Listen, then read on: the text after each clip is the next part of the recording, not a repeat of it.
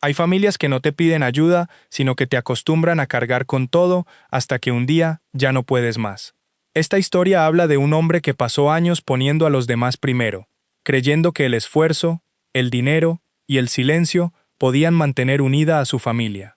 Pero cuando necesitó algo sencillo en un momento importante, descubrió cuánto valía realmente para quienes siempre habían contado con él. Lo que sigue toca temas de favoritismo, manipulación emocional, abandono familiar y relaciones marcadas por el interés. Los sucesos controvertidos o sensibles se presentan con respeto y no son mencionados de manera descriptiva ni gráfica. Quédate, porque a veces una sola respuesta basta para sacar a la luz todo lo que una familia lleva años escondiendo. Mi nombre es Julián, y durante muchos años pensé que ayudar a mi familia era simplemente lo que me tocaba hacer. No lo veía como un sacrificio raro, ni como algo por lo que tuvieran que felicitarme. Eran mis padres, era mi hermana, y yo sentía que, si tenía la posibilidad de darles una vida un poco mejor, debía hacerlo. El problema fue que con el tiempo, esa ayuda dejó de ser ayuda y se volvió una obligación. Yo ya no era el hijo ni el hermano. Yo era el que resolvía, el que pagaba, el que tenía que quedarse callado para no dañar el ambiente familiar. Y tardé demasiado en darme cuenta. Crecí con mis padres, Ricardo y Elena, y con mi hermana menor, Valeria, en una ciudad mediana donde casi todo el mundo se conocía. Mi familia nunca tuvo mucho dinero.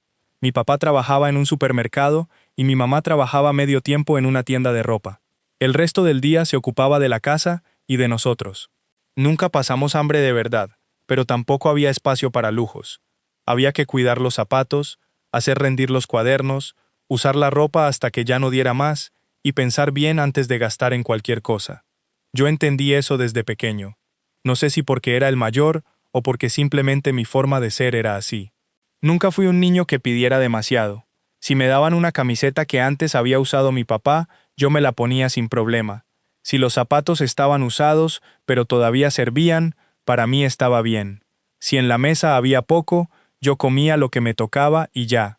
No digo esto para hacerme ver como un santo. Solo era un niño que entendía que en la casa no sobraba nada. Con Valeria era diferente. Desde que tengo memoria, ella fue la niña especial de la casa. Si había un pedazo de carne más grande, se lo daban a ella. Si aparecía dinero para comprar unos zapatos nuevos, los zapatos eran para ella. Si había que escoger entre algo que yo necesitaba para la escuela y un vestido que ella quería para una ocasión, casi siempre terminaban comprando el vestido. Mis padres encontraban la manera de justificarlo. Decían que ella era más delicada, que se sentía mal con facilidad, que necesitaba más atención o que yo era fuerte y podía entender. Y yo entendía, ese fue uno de mis problemas. Entendí demasiado, y reclamé muy poco. No puedo decir que mis padres fueran monstruos. Me dieron cariño, me criaron, trabajaron duro, y dentro de sus posibilidades, trataron de sacarnos adelante. Yo los amaba, y todavía los amo. Por eso durante mucho tiempo me repetí que no tenía derecho a sentirme mal. Pensaba que había familias peores, que por lo menos teníamos un techo, que mi papá no nos abandonó y que mi mamá siempre estaba pendiente de la casa. Con esas ideas fui tapando todo lo demás. Lo cierto es que el favoritismo estaba ahí. Cuando yo sacaba buenas notas, mis padres me decían que eso era lo que debía hacer. Cuando Valeria hacía cualquier cosa pequeña, la celebraban como si hubiera logrado algo enorme. Si yo ayudaba en la casa, era mi responsabilidad. Si ella levantaba un plato de la mesa, recibía felicitaciones. Si yo me quedaba sin algo para que alcanzara para todos, se suponía que debía sentirme orgulloso. Si Valeria se quedaba sin algo, la casa entera se movía para conseguirlo. Tampoco éramos hermanos cercanos. Yo trataba de llevar la fiesta en paz, pero Valeria siempre me miró como si estuviera por debajo de ella. De niños quería mandar en todo. Si jugábamos, ella decidía las reglas. Si yo ganaba, se molestaba. Si yo contaba algo bueno que me había pasado, ella buscaba la forma de cambiar el tema o de hacer parecer que lo suyo era mejor. A medida que fuimos creciendo, esa forma de tratarme se volvió más directa. Ya no era solo una niña caprichosa. Era una persona convencida de que merecía más que los demás. Yo elegí encerrarme en mis estudios.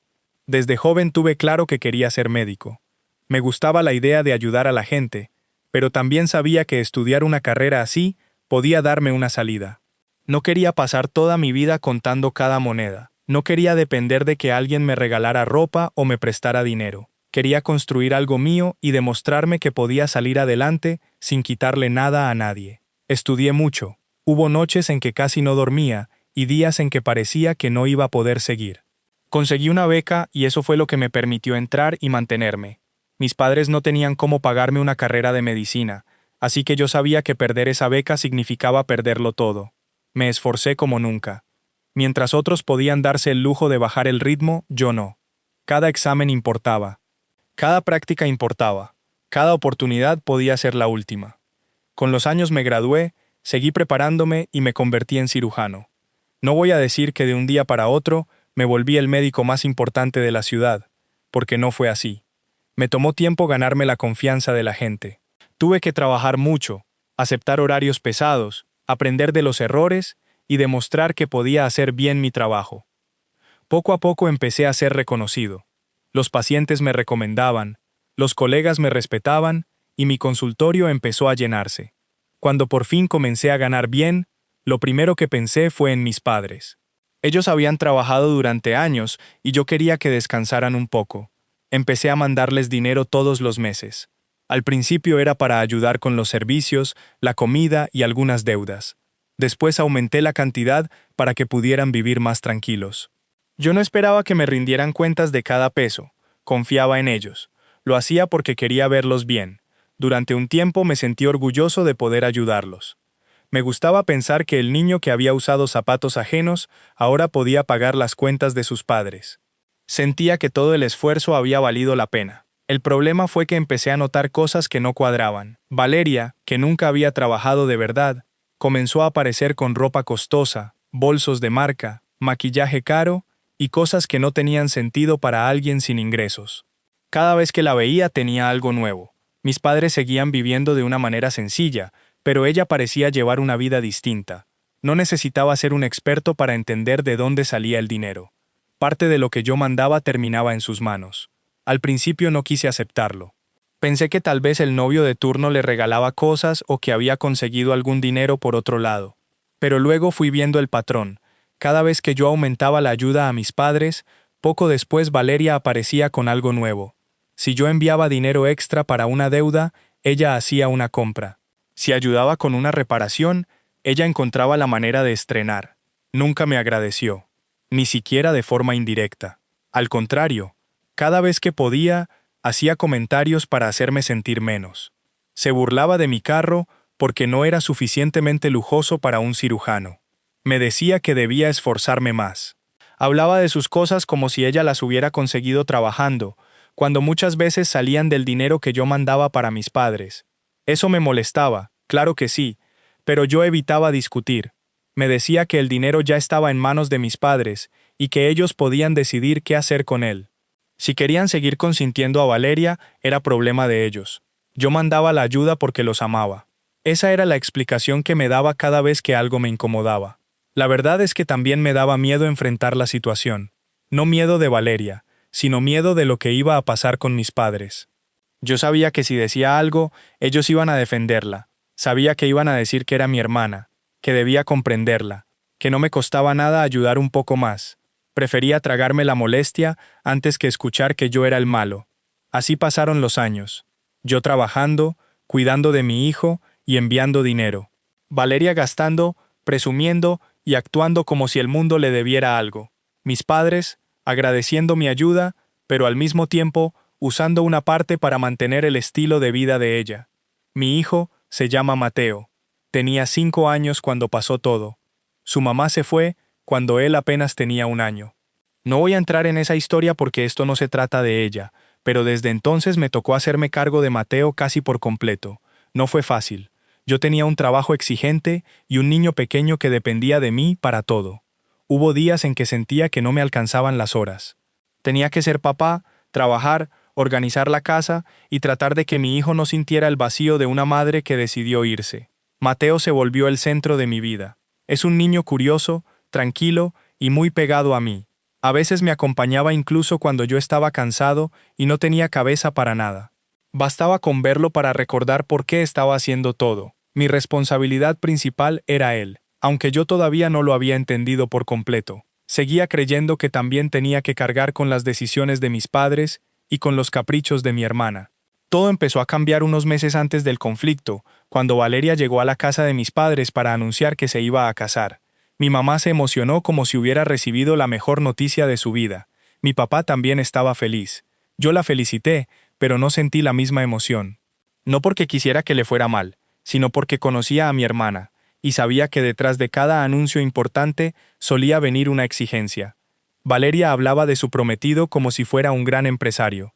Según ella, era un hombre exitoso, con negocios, viajes y una vida de lujo. Nunca quedaba claro a qué se dedicaba exactamente. Yo no tenía mucha relación con él y tampoco me interesaba meterme. Ella contaba que él la llevaba a restaurantes caros, que viajaban y que le había prometido una vida como la que siempre había querido. Lo raro fue que, poco después de anunciar el compromiso, apareció el tema del dinero. Resultó que querían una boda enorme, pero no tenían cómo pagarla, no una ceremonia sencilla ni una reunión familiar. Valeria quería un hotel de lujo, un banquete costoso, flores traídas de afuera, decoración especial y todo lo que pudiera hacer que la gente hablara de la boda durante meses. A mí eso no me cuadraba. Si el prometido era tan exitoso como ella decía, no entendía por qué no podía pagar la boda o por qué no quería hacerlo. Pero no pregunté demasiado. Yo sabía que cualquier duda mía iba a tomarse como envidia. Mis padres comenzaron a mirarme de esa manera que yo ya conocía. No necesitaban pedirme las cosas de frente. Primero hablaban de lo bonito que sería ver a su hija casada. Después, recordaban lo mucho que habían soñado con ese momento. Luego mencionaban que yo era quien tenía los medios y que podía ayudar a hacer realidad ese sueño. Mi papá llegó a tratarme como el hombre que debía responder por la familia, aunque él seguía ahí. En realidad, lo que quería decir era que yo era el que tenía dinero. Yo quería negarme. Tenía muchas razones. Valeria nunca me había tratado con respeto. Nunca había trabajado para conseguir lo que tenía. Ya llevaba años recibiendo indirectamente parte de mi dinero. Además, si su prometido era tan exitoso, la boda debía ser responsabilidad de ellos. Pero vi a mis padres tan ilusionados que terminé cediendo. No pagué por Valeria, pagué por ellos. Esa fue la mentira que me dije para poder aceptar. Pensé que sería una forma de agradecerles por haberme criado. Pensé que ver a mi mamá feliz y a mi papá orgulloso valía el gasto. También pensé, de manera bastante ingenua, que tal vez Valeria iba a reconocer lo que yo estaba haciendo y que algo podía cambiar entre nosotros. Nada cambió. Cuando acepté pagar, Valeria no mostró gratitud. No me dijo que iba a cuidar el presupuesto ni que entendía el esfuerzo. Lo único que dejó claro fue que la boda tenía que ser perfecta y que yo no podía hacerla quedar mal. Desde ese momento, ella y mi mamá comenzaron a organizar todo y yo quedé convertido en el encargado de pagar. El salón sería en el Hotel Imperial, un lugar mucho más costoso de lo que yo había imaginado. El servicio de comida lo contrataron con una empresa llamada Sabor Real. Después aparecieron las flores importadas, la decoración, la música, los detalles para los invitados y una lista de gastos que parecía no terminar nunca. Yo recibía mensajes con facturas y solicitudes de pago. No me preguntaban si estaba de acuerdo. No me mostraban opciones. No buscaban ahorrar. Elegían lo que querían y después me informaban cuánto debía pagar. Cada vez que veía una cifra nueva, sentía que me habían vuelto a meter la mano en el bolsillo, pero seguía aceptando. No era que el dinero fuera a dejarme en la calle. Yo trabajaba y tenía ahorros. El problema era la forma. Para Valeria, yo no era su hermano haciendo algo enorme por ella. Era una cuenta bancaria que debía funcionar cuando ella lo necesitara. Aún así, seguía adelante. Pensaba en mis padres. Pensaba que faltaba poco. Pensaba que, una vez terminara la boda, podría volver a mi vida y dejar ese tema atrás. Incluso llegué a pensar que tal vez durante la ceremonia Valeria iba a agradecerme delante de todos, y que, por una vez, iba a reconocer mi lugar en la familia. Ahora me da vergüenza admitirlo, pero yo todavía esperaba aprobación. Después de tantos años, seguía queriendo que mis padres me miraran con el mismo orgullo con el que miraban a Valeria. Seguía esperando que ella me tratara como a un hermano. Yo ya era un hombre adulto, un médico reconocido y un padre, pero por dentro todavía tenía una parte que quería que en esa casa me vieran de verdad. 5 días antes de la boda recibí una llamada de trabajo. Se trataba de una cirugía urgente en otra ciudad.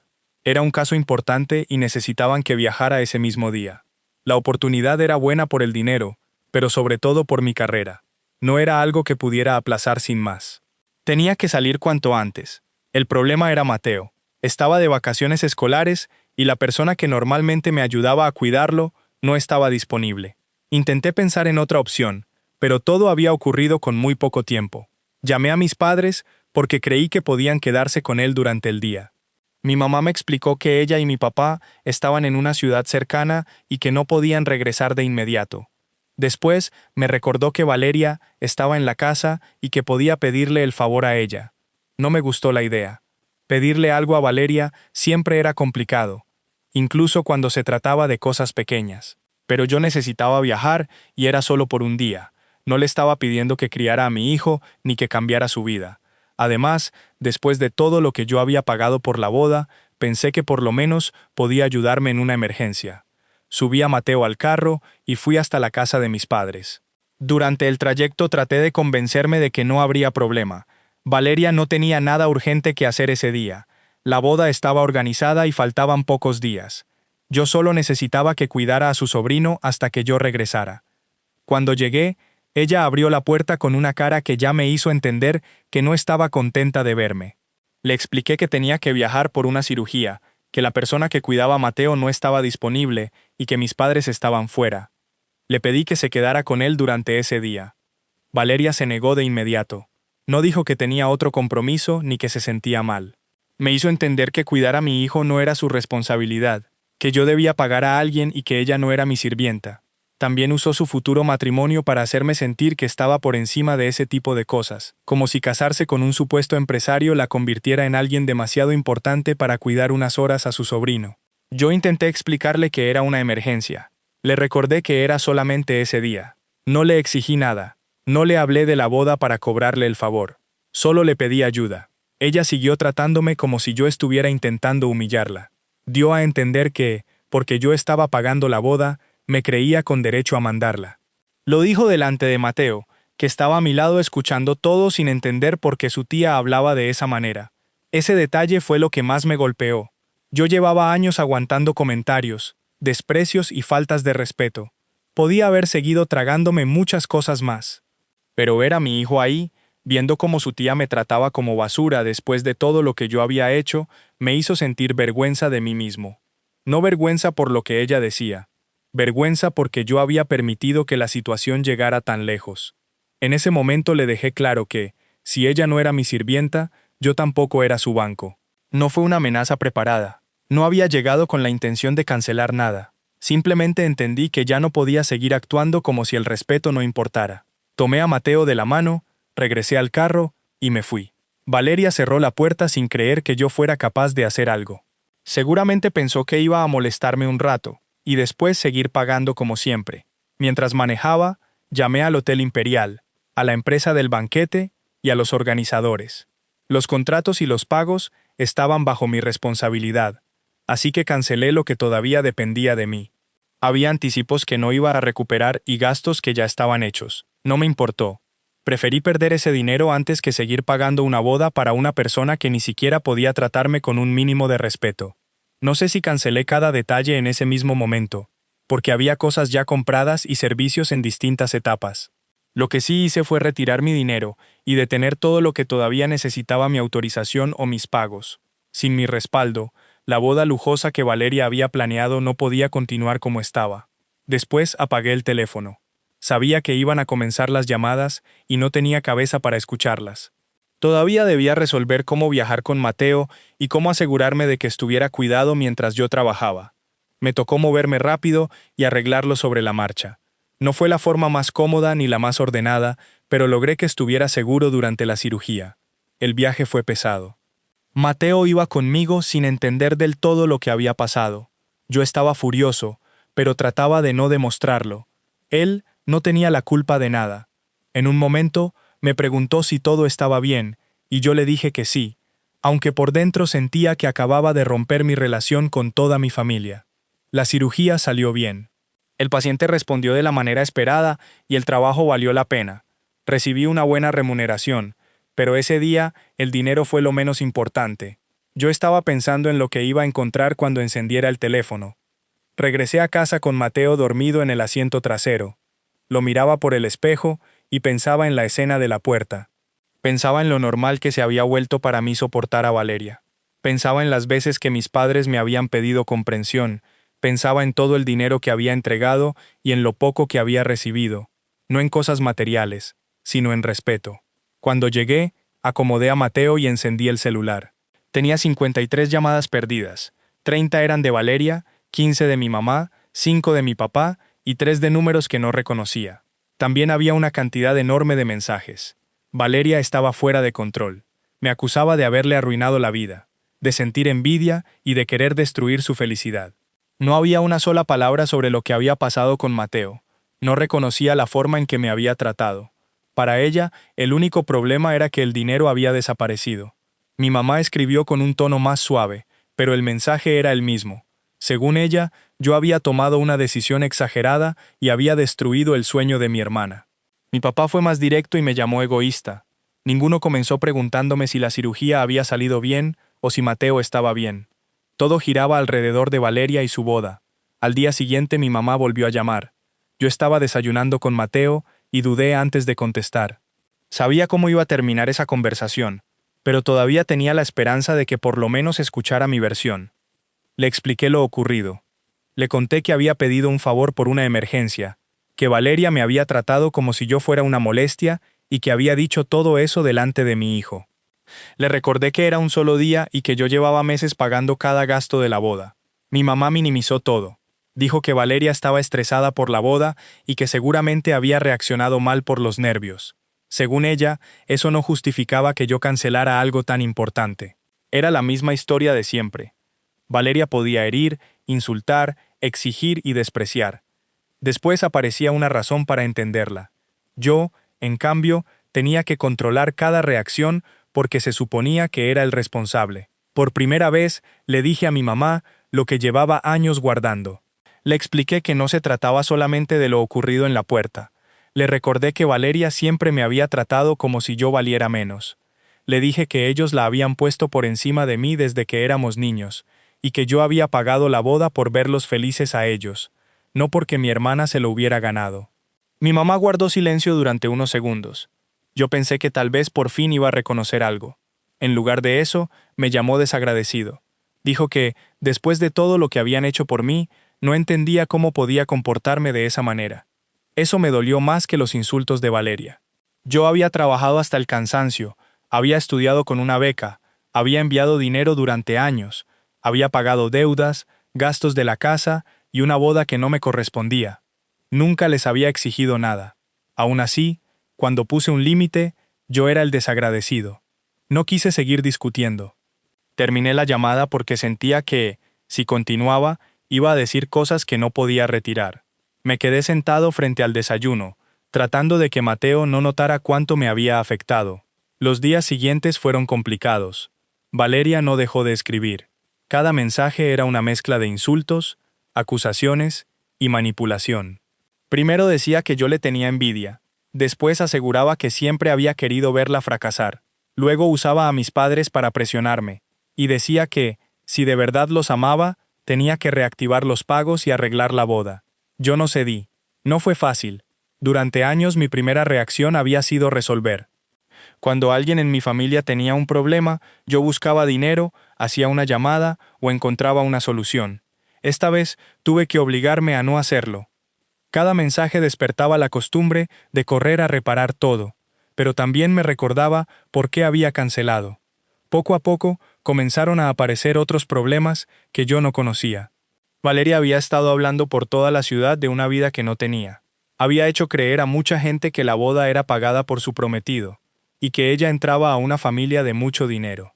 También había dejado que su prometido pensara que nuestra familia tenía una gran fortuna. Él no sabía que la mayor parte de los gastos salían de mi trabajo. Tampoco parecía dispuesto a poner dinero cuando todo se cayó. Si era tan exitoso como Valeria decía, nunca lo demostró. Cuando los pagos se detuvieron, no apareció con una solución ni pagó los servicios que faltaban. Por lo que me llegó después, él descubrió que Valeria había exagerado o inventado la situación económica de nuestra familia. Se enteró de que mis padres vivían de manera sencilla y de que yo era quien los ayudaba. También supo que yo había financiado la boda, no porque fuéramos millonarios, sino porque había cedido a la presión familiar. No estuve presente en la conversación entre ellos y no puedo afirmar cada detalle. Lo que supe fue que la relación terminó poco después. La mentira de Valeria quedó expuesta, y el hombre que supuestamente iba a darle una vida de lujo se apartó cuando entendió que esa vida dependía de mi dinero. No voy a mentir, sentí satisfacción. No porque quisiera verla destruida, sino porque por una vez sus mentiras tuvieron consecuencias que yo no iba a pagar. Durante años, ella había hecho lo que quería porque siempre había alguien que la protegía. Mis padres la defendían y yo cubría los gastos. Esta vez, nadie pudo evitar que enfrentara lo que había creado. Mis padres no lo vieron así. Para ellos, la ruptura era otra razón para culparme. Mi mamá decía que Valeria no salía de su cuarto, que lloraba todo el día y que estaba destrozada. Mi papá me exigía que arreglara las cosas porque, según él, yo era el hombre de la familia y tenía la responsabilidad de responder. Esa frase me cansó. Yo no era responsable de una mujer adulta que había mentido sobre su vida, que nunca había trabajado y que había tratado como sirvientes a quienes la ayudaban. Mi responsabilidad era Mateo. También era responsable de mí mismo, aunque me hubiera olvidado de eso durante mucho tiempo. Se lo dije a mi papá de la manera más clara que pude. Le expliqué que no iba a pagar de nuevo, que no iba a convencer al prometido y que no iba a cargar con las consecuencias de Valeria. También le dije que, si seguían poniéndola por encima de mí y negando todo lo que había pasado, yo tendría que alejarme. Fue una conversación dura. Mi papá estaba acostumbrado a que yo cediera. Seguramente pensó que después de unos días iba a volver a ser el mismo de siempre, pero ya no podía. Cada vez que dudaba, recordaba a Mateo parado frente a la puerta, escuchando cómo su tía me despreciaba. Yo no quería que mi hijo creciera pensando que amar a la familia significaba dejar que lo pisotearan. Bloqueé el número de Valeria. No lo hice en el primer momento porque todavía quería leer lo que decía, tal vez buscando una disculpa que nunca llegó. Cuando entendí que cada mensaje solo traía más veneno, la bloqueé. También dejé de buscar información sobre ella. No quería saber si seguía llorando, si hablaba mal de mí o si intentaba encontrar otra forma de hacer la boda. Con mis padres fue más complicado. No podía cortar todo de un día para otro. Los amaba y una parte de mí todavía quería protegerlos. Seguí hablando con ellos, pero ya no de la misma manera. Las conversaciones se llenaron de silencios y tensión. Cada vez que mencionaban a Valeria, yo cambiaba el tema o terminaba la llamada. También tuve que revisar la forma en que los ayudaba. Ya no podía seguir enviando dinero sin saber a dónde iba. Yo quería que tuvieran comida, servicios y tranquilidad, pero no iba a continuar financiando los gastos de mi hermana. Mi apoyo dejó de ser un dinero abierto para que ellos lo repartieran como quisieran. Tenía que poner límites incluso ahí. Mis padres interpretaron eso como otro castigo. Para mí no lo era. Era la única manera de ayudarlos sin volver al mismo ciclo. Si yo seguía entregando dinero como antes, nada iba a cambiar. Valeria podía esperar unos meses y después volver a recibir todo por medio de ellos. En medio de todo eso, traté de mantener la vida normal para Mateo. Él era pequeño y no necesitaba cargar con los problemas de los adultos. Yo lo llevaba a sus actividades, trabajaba, organizaba la casa y trataba de estar presente. A veces estaba distraído, pero hacía el esfuerzo de no convertir mi enojo en distancia con él. Una noche, mientras lo veía dormir, pensé en mi infancia. Yo había crecido entendiendo que siempre debía ceder. Si había algo mejor, era para Valeria. Si alguien debía esperar, era yo. Si aparecía un problema, yo tenía que resolverlo sin molestar a nadie. Sin darme cuenta, estaba enseñándole a Mateo lo mismo cada vez que permitía que mi familia me tratara de esa forma.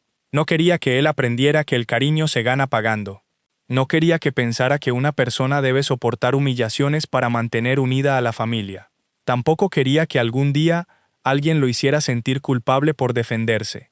Poner límites me costó más de lo que parece. Desde afuera, alguien podría pensar que bastaba con dejar de pagar y bloquear un número. Para mí significaba enfrentar todo lo que había evitado desde niño. Significaba aceptar que mis padres, aunque me quisieran, habían permitido una diferencia injusta entre sus hijos. Significaba aceptar que Valeria probablemente nunca me había visto como un hermano, sino como una fuente de dinero. También tuve que aceptar que yo había colaborado con esa situación, no porque fuera culpable del comportamiento de ellos, sino porque durante años dije que sí cuando quería decir que no. Cada vez que envié dinero sabiendo que iba a terminar en manos de Valeria, ayudé a mantener el problema. Cada vez que callé un insulto para evitar una discusión, le enseñé que podía tratarme así sin consecuencias. No me castigo por eso. En ese momento yo pensaba que estaba cuidando a mi familia. Hice lo que creía correcto con lo que entendía en ese tiempo. Pero ya no podía seguir fingiendo que no veía el resultado. La boda dejó pérdidas. Hubo anticipos que no recuperé y gastos que ya estaban hechos. También hubo personas que me criticaron sin conocer la historia.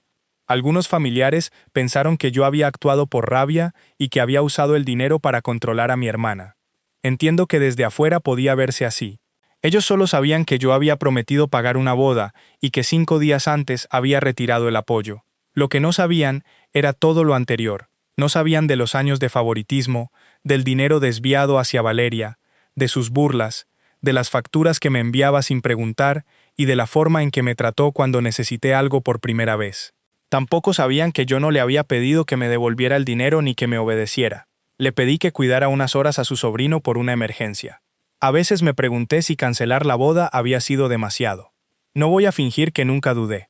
Hubo noches en que pensaba que tal vez podía haber esperado, hablar después o limitarme a dejar de pagar gastos futuros, pero cada vez que repasaba lo ocurrido, volvía a la misma conclusión. La boda no se canceló por una sola negativa. Se canceló por años de abuso que quedaron claros en ese momento. La respuesta de Valeria me mostró que, para ella, todo lo que yo había hecho no tenía ningún valor. No me debía obediencia, eso está claro, pero tampoco podía esperar que yo siguiera financiando su vida mientras me trataba como alguien inferior. Yo no estaba comprando el derecho a mandarla. Estaba decidiendo qué hacer con mi propio dinero, y después de su trato, decidí no usarlo para cumplirle un capricho. Mis padres tardaron en entender que yo no iba a cambiar de opinión. Durante varias semanas siguieron buscando la manera de convencerme. A veces mi mamá hablaba con tristeza. Otras veces mi papá se molestaba. Me recordaban que Valeria era mi hermana y que la familia debía permanecer unida. Yo también creía en la familia, pero empecé a preguntarme qué significaba esa palabra para ellos. Parecía que estar unidos significaba que yo debía dar y callar. Nunca significaba que Valeria debía respetarme, trabajar o hacerse responsable. La unión siempre dependía de que yo aceptara la injusticia. Con el paso del tiempo las llamadas disminuyeron.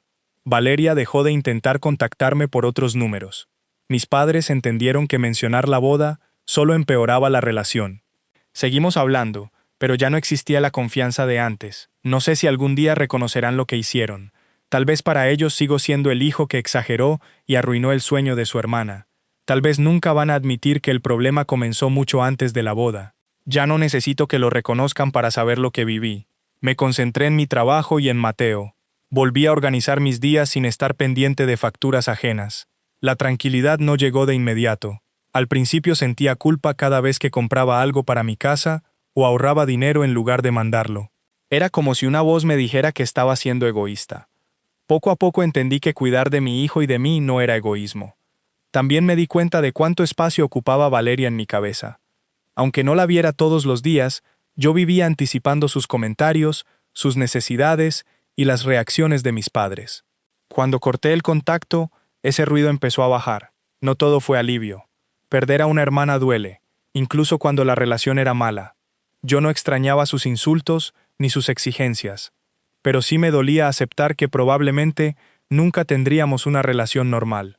Durante años pensé que algún día iba a madurar, que trabajaría, que entendería lo que yo había hecho por la familia y que podríamos empezar de nuevo. La boda me obligó a dejar esa esperanza. Con mis padres el dolor fue distinto.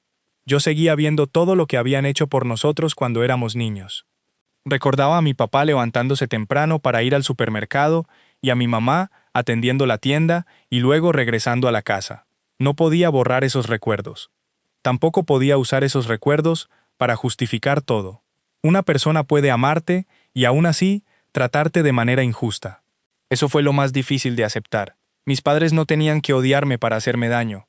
Bastaba con que siempre pusieran a Valeria primero y esperaran que yo entendiera.